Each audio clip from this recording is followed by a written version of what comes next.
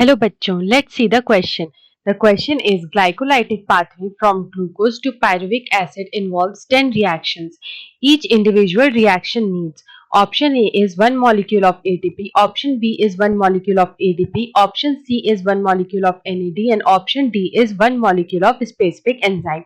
तो यहाँ पे पूछ रहा है कि ये जो ग्लाइकोलाइटिक पाथवे होता है, ये जो ग्लाइकोलाइटिक पाथवे है जो कि ग्लूकोज को पायरुविक एसिड में कन्वर्ट करता है, वो 10 रिएक्शंस के स्टेप्स में होता है।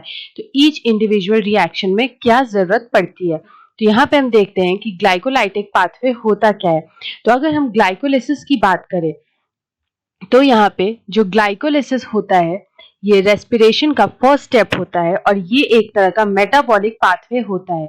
It is a metabolic pathway.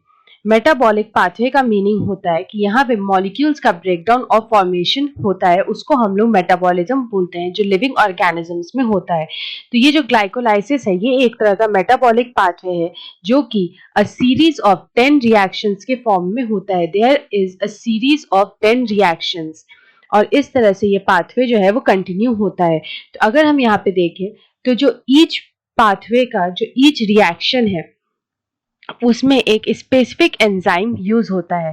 हर एक रिएक्शन में एक स्पेसिफिक एंजाइम जो है वो यूज होता है। A specific enzyme is used in each reaction.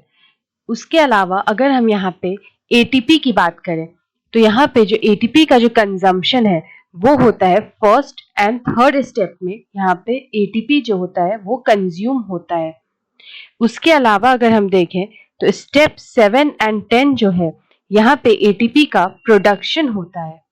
यहाँ पे एटीपी का प्रोडक्शन होता है।